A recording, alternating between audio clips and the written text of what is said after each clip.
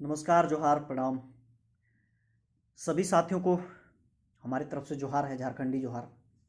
आज हम कुछ डीएनए टाइप्स बताने जा रहे हैं पॉलिटिकल पार्टी का। जैसा कि आप सभी जानते हैं कि भारतीय जनता पार्टी 2014 से लगातार सेंट्रल में बना हुआ है और एक बिहार में नई सूरज के रूप में दिखा जा रहा है जन सुराज पार्टी। तो जिस जन सुराज पार्टी पर जनता वहाँ के अगर विश्वास कर रहा है, भरोसा जता रहा है, तो ये वीडियो को ज़्यादा से ज़्यादा शेयर करिएगा। मैं स्पष्ट कर देना चाहता हूँ कि जन सुराज पार्टी वो जन सुराज पार्टी नहीं है, वो भारतीय जनता पार्टी के द्वारा पैदा किया हुआ पार्टी है। हाँ, ये बिल्कुल सच है। आप प्रशांत किशोर का राजनीतिक इतिहास उठा करके देख लीजिएगा। उन्होंने सिर्फ भारतीय जनता पार्टी के लिए काम नहीं किया है, उन्होंने टीएमसी के लिए भी काम किया है, कांग्रेस के लिए भी काम किया है और बीजेपी के लिए भी काम किया है। और जब बीजेपी में भारतीय जनता पार्टी से जब मुख्यमंत्री नहीं थे प्रधानमंत्री नरेंद्र मोदी जी, प्रधानमंत्री नहीं थे, जब गुजरात के मुख्यमंत्री थे,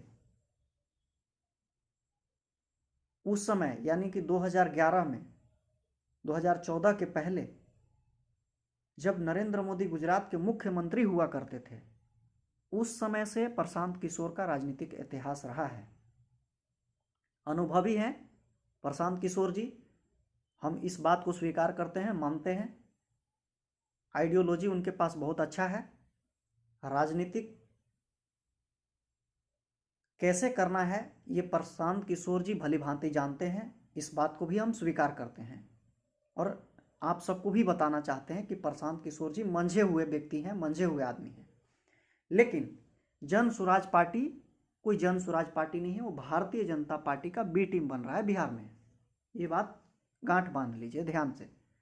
और कहाँ कहाँ पर अभी तक हमने 3 राज्यों में नोटिस किया है कि भारतीय जनता पार्टी के बी टीम कौन कौन कहाँ पर बन रहा है।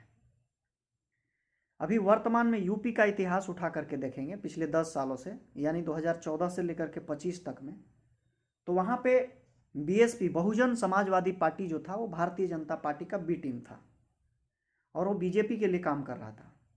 लेकिन अभी बीएसपी जो है, बीएसपी का धीरे धीरे सुपड़ा साफ होते जा रहा है।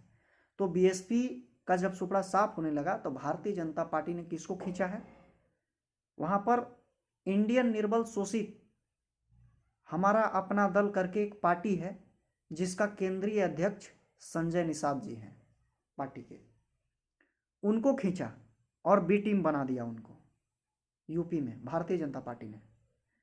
अब यहाँ पे बिहार में आ जाते हैं। बिहार में जो एनडीए के नाम से जाना जाता है, नेशनल डेमोक्रेटिक अलायंस पार्टी, जो नीतीश कुमार का, JDU, Janata Dal United, Janata Dal United जो है नीतीश कुमार का पार्टी है और एनडीए जो है वो सेंट्रल गवर्नमेंट में हो गया नेशनल डेमोक्रेटिक अलायंस पार्टी। तो जनता दल यूनाइटेड जो है पुराना रहा है इतिहास इनका बीजेपी के साथ, नरेंद्र मोदी के साथ।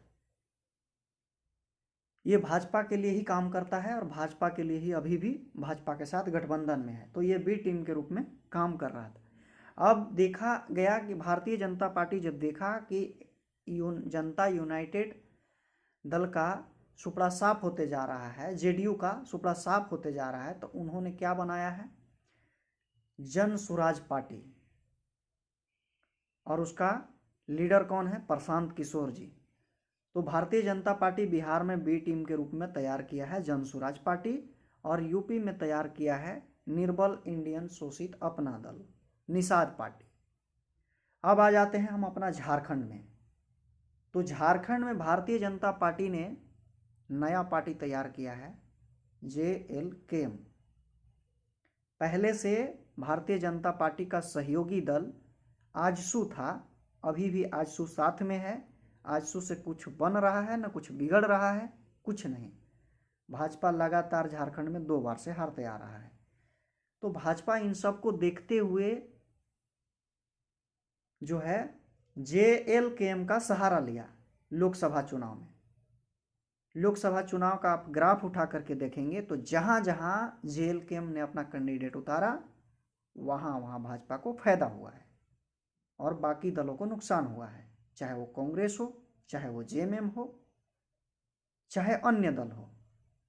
तो झारखंड में जो है जेल कैंप भाजपा को पहुंचाया फायदा लोकसभा में, और वो 2029 में भी फायदा पहुंचाएगा। तो बी टीम के रूप में काम कर रहा है भाजपा के लिए। और अभी जो विधानसभा का चुनाव था, तो विधानसभा चुनाव में मूर्खता वाली काम करके भाजपा अपने गलती से हारा है।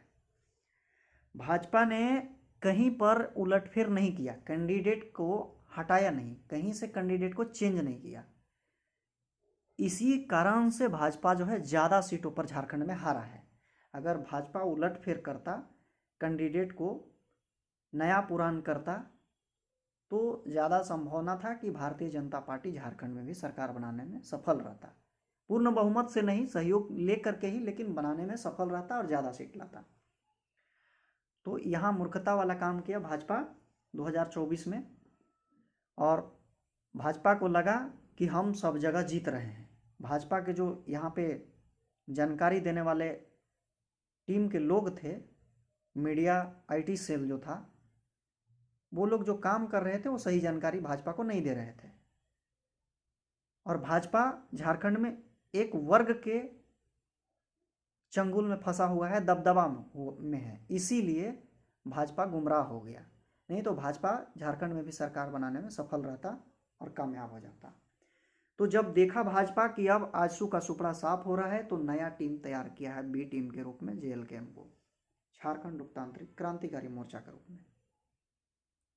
तो ये चीज़ को आपको समझना होगा, क्रोनोलॉजी को, कि कहाँ कहाँ भाजपा कैसे तोड़ और जोड़ कर रहा है। अभी तक पूरे इंडिया में नेशनल पार्टी को जब हम देख रहे हैं उठा करके, तो निष्पक्ष किसी भी पार्टी के लिए काम नहीं करता है। भले वो सहयोगी के रूप में चुनाव के बाद खड़ा हो जाता है सरकार के तरफ, वो अलग विषय है महागठबंधन में, लेकिन किसी पार्टी के लिए वो काम नहीं करता है। वो पार्टी है सीपीआई। सीपीआई का पुराना इतिहास रहा है। वो किसी पार्टी के लिए काम नहीं करता है, किसी पार्टी के लिए बी टीम के रूप में काम नहीं करता है। वो एकदम स्वच्छ निराधार काम करता है, और ना किसी पार्टी का सहायता लेता है, सहयोग लेता है। तो इस चीज़ को मानना होगा, लोहा मानना होगा सीपीआई को।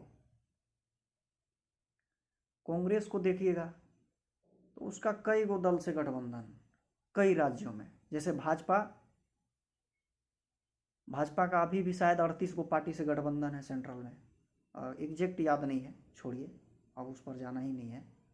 लेकिन बी टीम के रूप में भाजपा हर जगह अपना पार्टी तैयार कर रहा है, खड़ा कर रहा है, और इस चीज़ को समझने में जनता विफल है, राज्य की जनता। जो लोग समझ रहे हैं कि ये बीजेपी का बी टीम है, तो वो लोग तो साइड ले रहे हैं।